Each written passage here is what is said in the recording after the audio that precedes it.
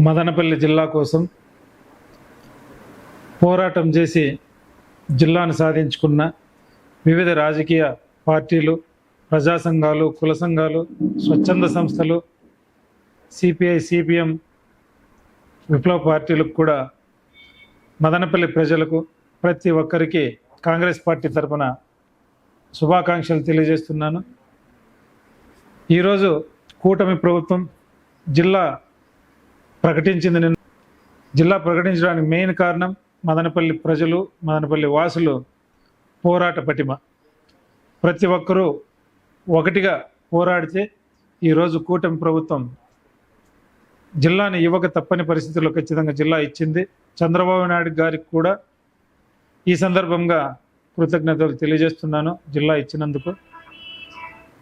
మదనపల్లి జిల్లా ప్రతి ఒక్కరి కళ. జిల్లా వచ్చింది, సంతోషం. అదేవిధంగా మదనపల్లి చారిత్రక నేపథ్యం ఉన్న ప్రాంతం.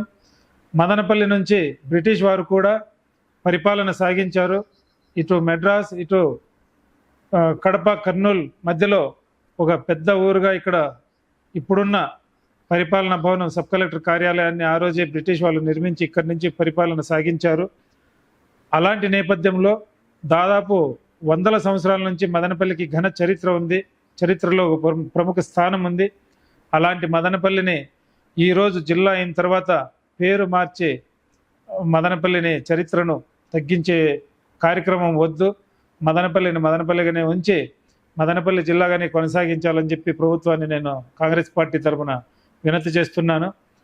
అలాగే జిల్లా అయిన తర్వాత మదనపల్లి జిల్లా సాధించుకోవడం ఏ విధంగా మనము ప్రతి ఒక్కరూ పోరాడి సాధించుకున్నామో, ప్రజా సంఘాలు కానీ, వివిధ పార్టీలు కానీ ప్రతి ఒక్కరూ అదేవిధంగా రాబో రోజుల్లో జిల్లా అభివృద్ధి కోసం జిల్లాకు కావాల్సిన మౌలిక వసతులు కానీ, ప్రజల ప్రతి ఒక్క ఇబ్బందిని కానీ, ట్రాఫిక్ రోడ్లు కానీ, కరెంటు కానీ, వాటర్ కానీ, తాగునీటి సమస్య, రైతులకు ప్రతి ఒక్క విషయంలో కూడా రాబో రోజుల్లో ఇదే ఐక్యతతో పోరాడి ఏ ప్రభుత్వం ఉన్నా కూడా ఆ ప్రభుత్వాన్ని తల వంచి మదనపల్లి అభివృద్ధికి మనమందరము ఏకతాటిపై నడవాలని చెప్పి ప్రతి ఒక్కరిని నేను కాంగ్రెస్ పార్టీ తరఫున కోరుకుంటున్నా. అలాగే ప్రభుత్వాలు కూడా మదనపల్లి అభివృద్ధి పైన ఖచ్చితంగా స్పందిస్తాయని, అభివృద్ధికి దోహదపడతాయని చెప్పి నేను నమ్ముతున్నాను. మదనపల్లిలో ఇప్పుడు జరుగుతున్నటువంటి సంబరాలు కొన్ని పార్టీల వాళ్ళు వారి వ్యక్తిగత సాధనలాగా సంబరాలు చేసుకుంటున్నారు. ఆ పరిస్థితులు మిగతా వాళ్ళకి కొంచెం బాధ కలిగించే విషయంగా ఉండొచ్చు.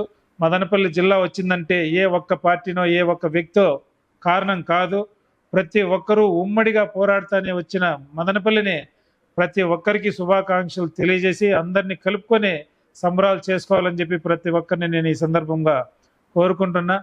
ఈరోజు మదనపల్లి జిల్లా వచ్చిందంటే ఎంతోమంది పోరాట ఫలితమే ఈరోజు మదనపల్లి జిల్లా. కాబట్టి ఈ జిల్లా సందర్భంగా మదనపల్లి ప్రజలకు, రాజకీయ పార్టీల నాయకులకు, ప్రజా సంఘాలకు, కుల సంఘాలకు ప్రతి ఒక్కరికి పేరు పేరున శుభాకాంక్షలు తెలియజేస్తూ సెలవు తీసుకుంటున్నాను.